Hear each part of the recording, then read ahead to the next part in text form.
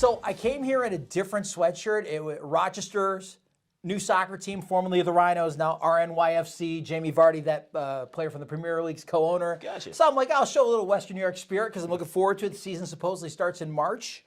And I got it on, and I get here and I realize, oh, this is a green sweatshirt. And yeah, with the... we'll magically flip to the green real quick and show you what we're working I with. would have never been thinner looking this season, though, if I hadn't worn it, which would have been good. But welcome to the Buffalo No Huddle. It is brought to you by Ficarella's Pizza. It's brought to you by Genesee Community College, right here with the Batavia Daily News and Livingston County News. I'm Jimmy Jam. I host the morning show from 6 to 10 on CJ Country. He's Mark Tillery, executive producer of the show, and Bills fan in arms for how many decades now, you and I? Quite a few three, years. something like that. We hate to show our age, but quite a few years, man. So, you know, this was an episode we didn't want to have to shoot, to be honest with you, because I'm going to be perfectly honest. Full disclosure, it's like, who wants to watch after everything that happened on Sunday with the Bills and the Chiefs? Who wants to belabor that point? Now, a couple days down the road from doing this, because we normally tape this Wednesdays or Thursdays, depending on the week, you know, I started coming out of the funk a little bit and said, okay, let's dismantle it. Let's talk about it. Right.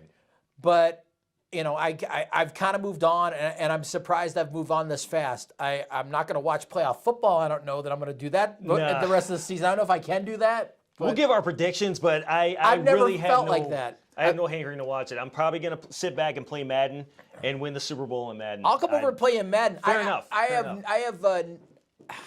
don't think I've ever not had the urge to watch playoff football once the Bills have been eliminated ever, but sort of feel like that with this unfulfilled thing that happened. Now let's talk about what happened at the end of the game. I think it's important, Mark, not necessarily to go, well, who's to blame? Because what is it going to solve? This team, look, I'm going to give you my theory on what happened and stuff, but what would placing blame to? It's not like anybody's this close to getting blown out of there, and this is the straw that breaks their back. Right. They've accomplished so much here, and they've grown throughout the 5 years. I don't even know that I necessarily feel like this season is a failure, because once again, it's trying to match arms with KC, and KC might be the best team in the league, hands down. Shouts out to my buddy Judge on Twitter.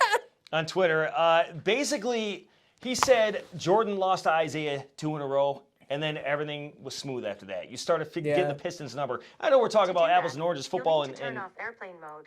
What? See, boy, we're off to a great start. We're off to, you know what? Go ahead. Keep going. I'm going to keep going. We'll roll through this. I feel like I need to make a squib kick real quick to make things right. But anyways, when you... it won't, but we'll get into that. Go ahead. It was Jordan, Isaiah had his number 2 years in a row. And like I said, we're talking basketball compared to football, but it's sports in general. I got a football analogy. And then Jordan...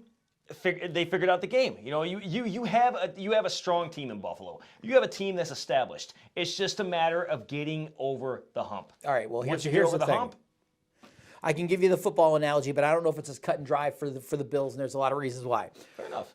You know, they went to the AFC Championship game in '88, and then '89 they took a step back with the loss to Cleveland, the Ronnie Harmon drop, and then they went on their incredible Super Bowl run. But there's a whole. I don't want to jump into it yet because that analogy, it's like it doesn't.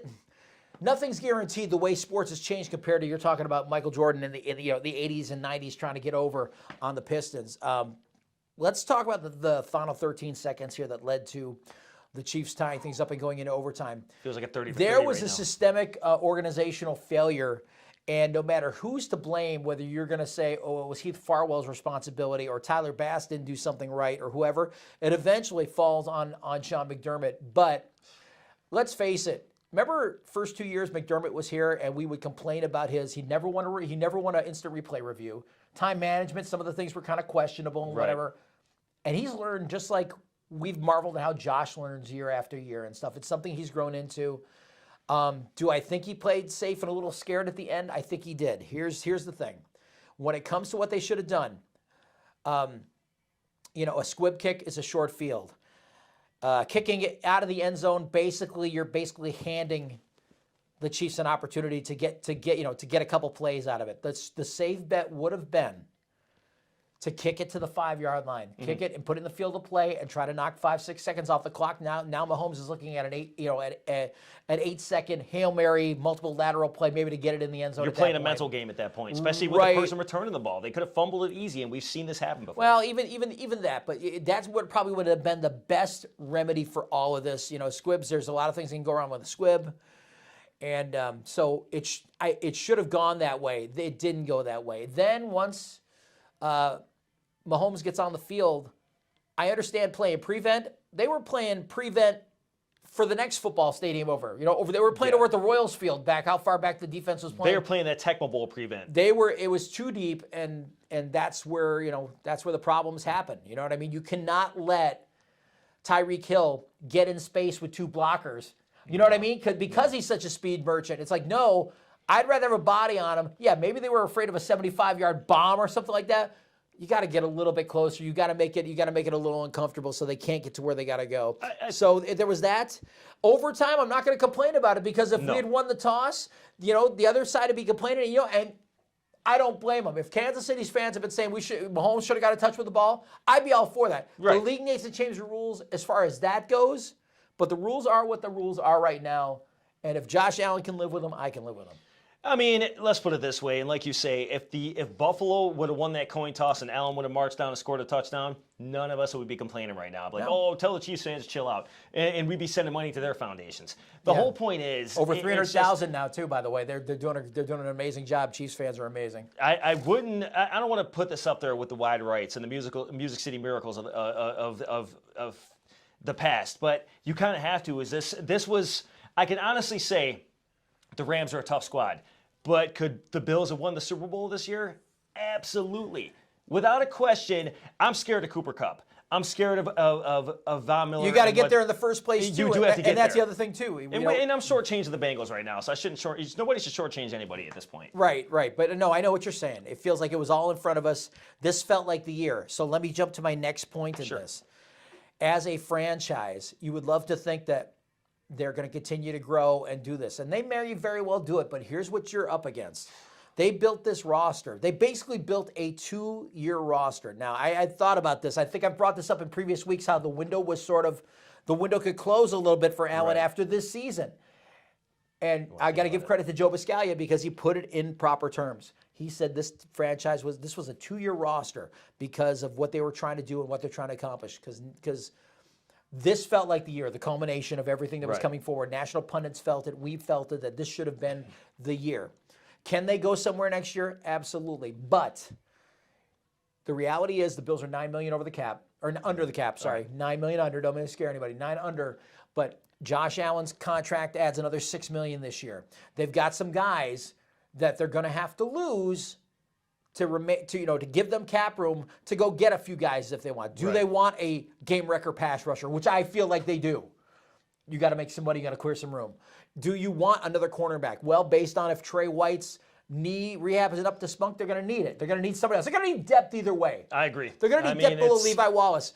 And then on top of that, on the offensive side of the ball, you're paying John Feliciano to sit on the bench now because they got an offensive line. They need some depth. They need to get some young talent in there. They need to free some space. They got to get rid of, like Starr could be gone because he'll save $9 million. Beasley could be gone because they'll save X amount of dollars.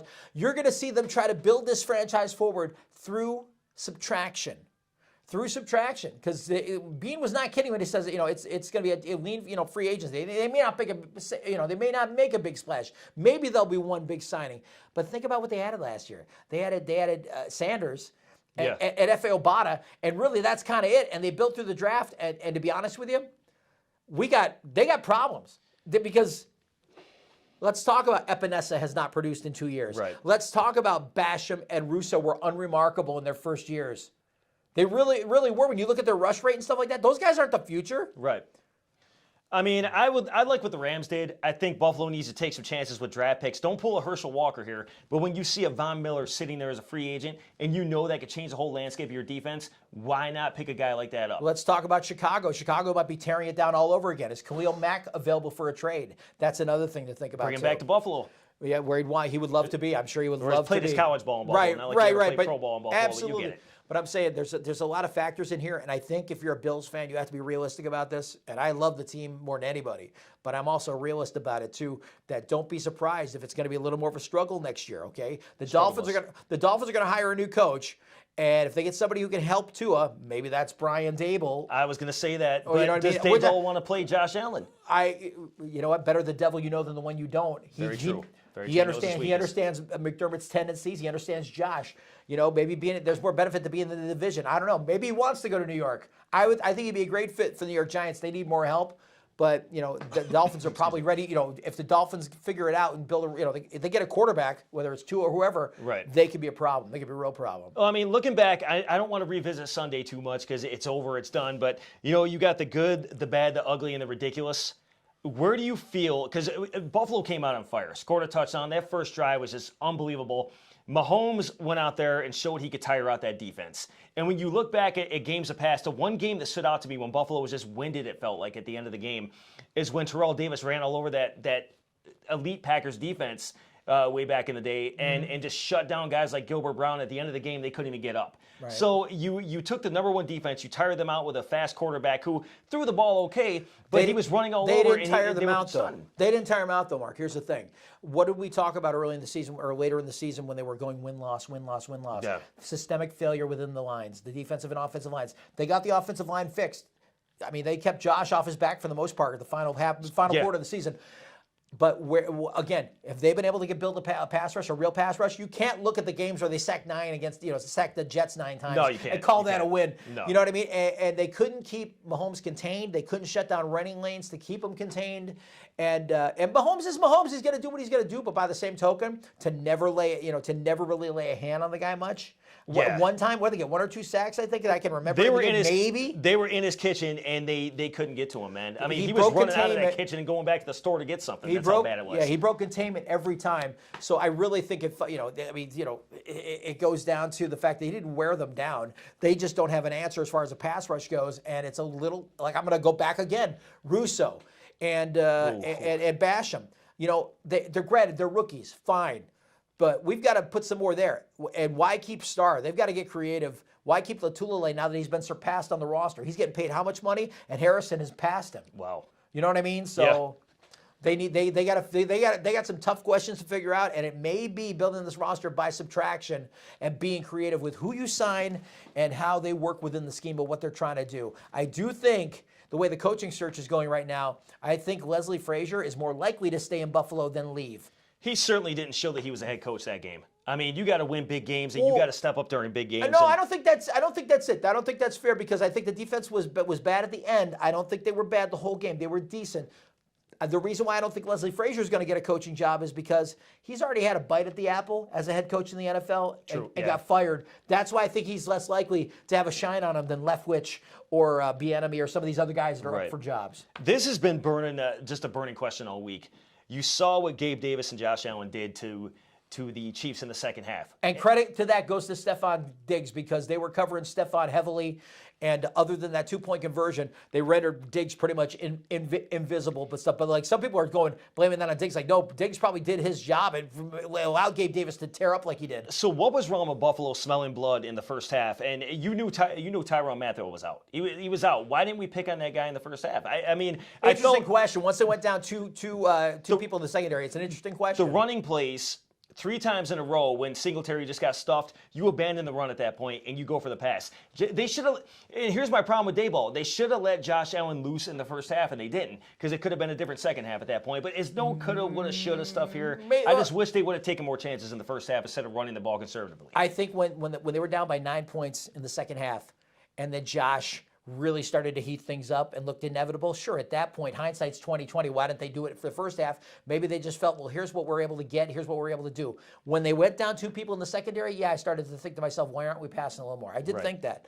But, I look. It's only when the chips were down is when they not took for chances. nothing. He won the game twice. I agree. He won the game twice. So how bad can you crap on what Dable was doing? Really, at the end of the day, the first half was just questionable. I didn't like. Once they established the run, the first series of downs. We'll talk about that. Was an amazing series.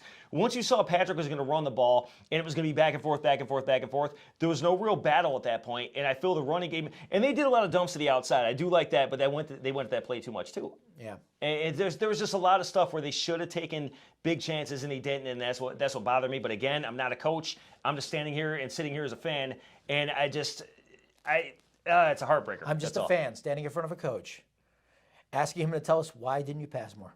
Why didn't you pass more? There you go. There was no question of a squib kick at the end of the game if we would have seen a different first half. Let's do awards. Let's rip through this.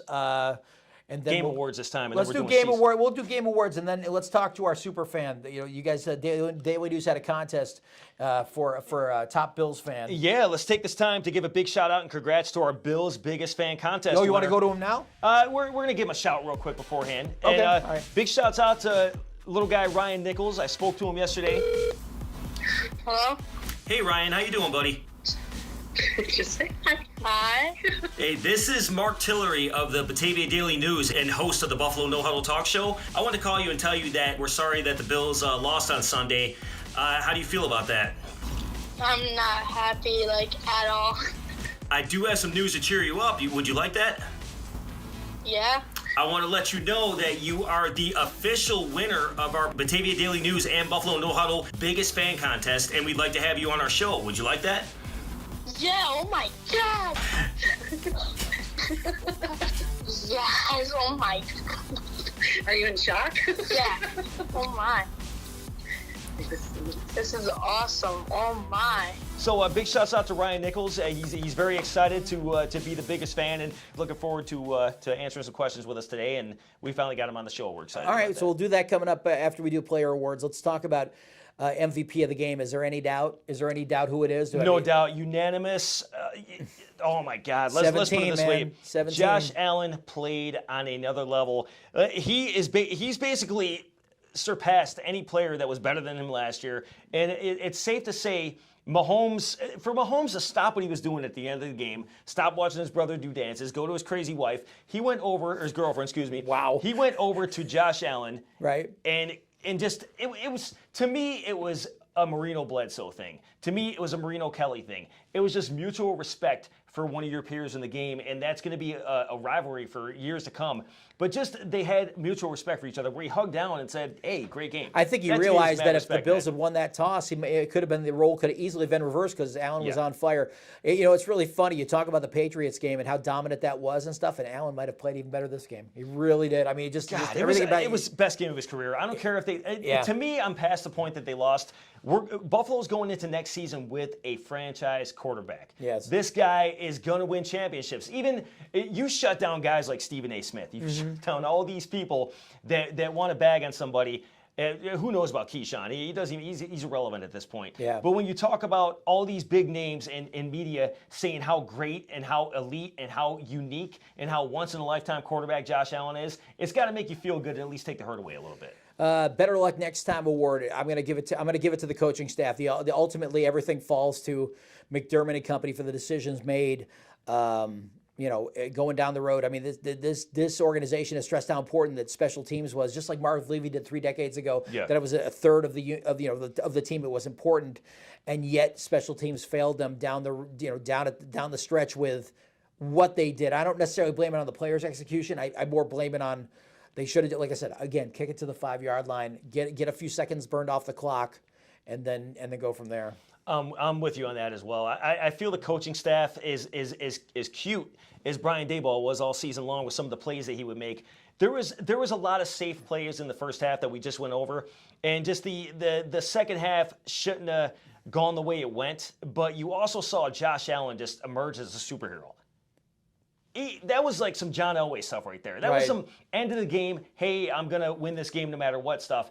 And we could be crying about this right now, but Josh Allen established himself as a quarterback that can lead the team down the field with 13 seconds left if he had to. Bro, seriously, I mean, it's just more of the same for me. You kick it to the 5-yard line. Yeah. I mean, let's dial it down even more. So kick it to the 5-yard line, and that's what happens. So you force the Chiefs to try to eat some clock there and have to return it, or else they take a fair catch there and they got to go even further to try to score that touchdown. So. It was definitely a ball dropped, and I'm with you on that. And it was a ball drop when it should have been a ball kicked. It should have been squib kicked. There should have just been No, a not squib though. Squib, there's too many problems because somebody upfield touches it, then it's in play. They're downing it there, and all of a sudden the ball's at the 40, not at the 5. Kick it deep to the 5. All right, so all right, kick it deep to the 5, and like I said, you're risking a fumble at that point. You're just seeing seconds come off the clock, and it didn't Right, happen. right.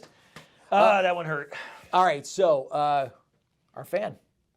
All right, so we announced earlier that the Batavia News, Buffalo Bills' biggest fan, shouts out to little Ryan Nichols. He, from what I hear, he's definitely a stat man. He knows how. Is he really? Oh, his mom was talking on the phone. She was talking big because I called her ahead of time to let her know that it wasn't, it was the Daily News calling to speak to him in the afternoon. We could have used him for the analytics this season. Why didn't we bring him in sooner? We're going to bring him in next season. He's definitely earned.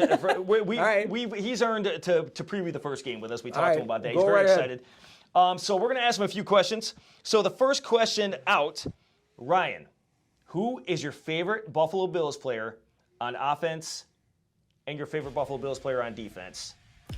My favorite offensive player has to go to Stephon Diggs. The reason is because I've looked up to him ever since he came to Buffalo. Also, he's just an overall cool dude, and he also led every statistic last year in football for a wide receiver. My favorite defensive player has to go to Tre'Davious White, of course. I'm saying this because he's just an amazing player, and he has a lot of skills. We've missed him this year.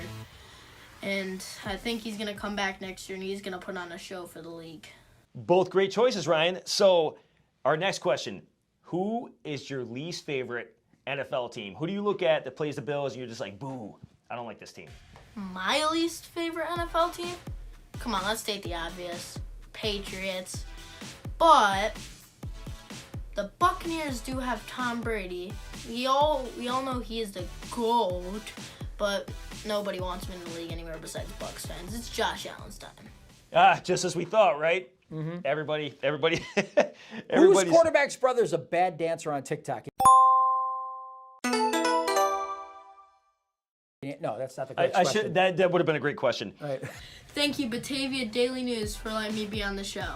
Ryan, thank you once again. Ryan is the winner of the biggest Buffalo Bills fan for the Batavia Daily News That's and Buffalo huge. No Huddle. That's huge. That's Yeah. it. I thought we were the biggest fans.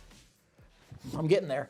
Why don't we take a break? Speaking of getting there, why don't we, our sponsor, Ficarella's, get our game time fix on. Woo! Nick Ficarella, the pizza making university.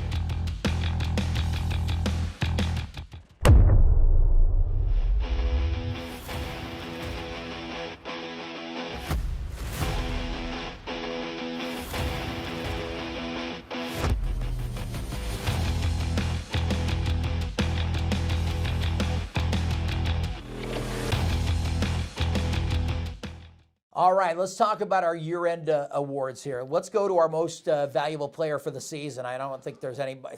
I mean, I know it sounds pat and it's such an easy answer, but it just really is true. When we thought Josh Allen had a ceiling, he doesn't have a ceiling. He just, once again, it's Goodness. I mean, can we say it now? I mean, literally, championships aside, because that's going to be some of the measurement of him down the road. We've got him under contract for another 6 years. I mean, he is our Gretzky. He is our LeBron. He really is. He is our really Lemieux. is. He's God, all that's of a great that. way to put it. I'm not afraid to say he's our Michael Jordan. Like I said at the beginning of the show, Michael lost to Isaiah twice. That was his Achilles. Then the Bulls started establishing themselves as a strong team. Mm-hmm. And I'm sure there's plenty of other NFL teams I could say this about. But Josh Allen, I love to put him in the category as going to be, without a shadow of doubt, one of the greatest of all time. He can be our Jordan, but we need a Pippen. We need a Pippen, and if in football you need a few extra guys. You know what I mean? Look, Pippen may not be enough. We need a few others. John Elway didn't win the big one until he had a key running back, a 2,000-yard running back, which was Terrell Davis. Right. And I spoke about that a while ago. So Right. then he didn't have the greatest wide receivers in the world, but he certainly had established wide receivers that got the job done. And and I'll say it again, when you're running up the middle with a ferocious running back like Terrell Davis, John was open to throw it all day long and shut down some defenses. Most improved of this past season. What's your pick? Definitely, when we're talking about most improved, I think the last stretch of games, Devin Singletary stepped up. He's not an elite running back, but he certainly showed that he could play ball and he's in contention to be the number 1 running back next season, unless the Bills throw us a curveball and go for a draft running back. But I think we need to build the defense. It came down to 2 guys for me, but Ed Oliver was already starting to ramp up a little bit last all right. season, and this year he had a good season. But I'm going to go with Harrison Phillips in the final year of his contract. I like him. And he's an unrestricted free agent this year. Harry played himself into a new deal. He played himself into the starting lineup over Starr. And he is he's the Bills nominee for Walter Payton NFL Man of the Year, so he's got that vibe going for him too. I'd like to see Harrison. They need a game record pass rusher, but I like Harry where he is on the line, and I think going forward and stuff, he's an asset for them. Definitely. I like that choice. All right, best moment of the season. What was that for you? Best moment of the season? Oh my! Let's put it this way: it's definitely a Josh Allen thing. And actually, my honorable mention, Stephon Diggs. You. Stephon Diggs. That was one of my favorite moments of the season. It's a pretty good one. Because we finally gave it to New England like we're supposed to. Love you, Margot. Finally gave it to New England like we were supposed to. But I'd say just Josh Allen becoming that quarterback and it goes to last week. Yeah. Just, when he threw that touchdown with 13 seconds left.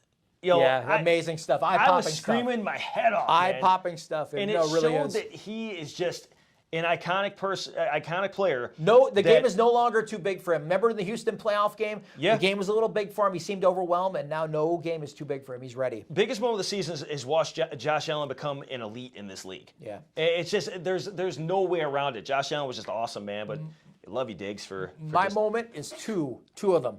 Beating New England the 2 times they beat New England this season, because I love that Patriot fans under the age of 30 don't know what to do with themselves. They don't say, guess what? This is what it's like. Trivia question. You only get a mere inkling of what it feels like, okay? So, and not for nothing, while you brag about how many rings you got, this roster didn't win you jack. I'm just saying that. It's funny note on that. I was in a local establishment, and they're all the Patriots fans are jawing off and everything else. I look at this one kid. He's got his blue jersey on. Of course, his blue jersey with Edelman. I go, who is Mosey Tutupu? Don't Google it. Didn't know who Mosey Tutupu was. That's right. Well, we're showing our age if we know Mosey Tutupu. Although, who's Sam Bam Cunningham? that's Who's Russ Francis? I remember Russ Francis. All right, he remembers Russ I Francis. thought you said Russ Salway. I'm sorry. Hey, Muck Dogs. Exactly. Shout out to Russ. There you go. All right, so the cringe moment of the year for me, Jacksonville game, because that is the game. No matter what happened the rest of the season, that was the thing that people go, but they lost to Jacksonville. I'm gonna throw a curveball on this one because you said Jacksonville. I was gonna say Jacksonville, but when you look at it at another cringe moment, we've already talked about this. Public service announcement: do not throw anything on the field. Stop throwing teddy bears on the field. You can't Just get stop over it. that thing got thrown on the field. I just wish fans would stop doing stupid stuff like that because it makes us all look bad as a fan base. But it's neither here nor there. My conscience is clean. I've never tossed anything on the field, and I'm fine with it. Let them, and to be honest with you, we noticed it, but it was less of a national moment than it was the first time it happened. Right, so right. I don't care. It always Whatever. finds a way to come back around Idiots. to the fan base. But Idiots. I guess after talking to everybody in the preseason, how built we were to go in this NFL and do what Buffalo could do this season, and then we lay the egg to the Steelers. That one hurt because it was an actual loss. It wasn't just a close game. Yeah. It was a loss, but I feel with every loss, all 6 of them, that Buffalo built on each loss. And I don't think Buffalo would be the team they are now if they didn't take those losses this season. So you take everything in stride. Every season's going to be different. Everything's an education. Yep. Even during the Super Bowl run, the Bills had to do it by the third time, I think, via being a wild card. You know what I mean? So it's not always perfect. I'll tell you what. Why don't we take a timeout here and bring another one of our sponsors who's been here all season, and we appreciate them, Genesee Community College. Thank you for their hospitality last couple of weeks, too. You're stepping on the line. Genesee Community College. Choose a school where the arts come alive, where science and technology thrive, to create something extraordinary. No matter which path you choose, GCC gives you the tools to start your next journey. Because when you choose GCC, your time is now.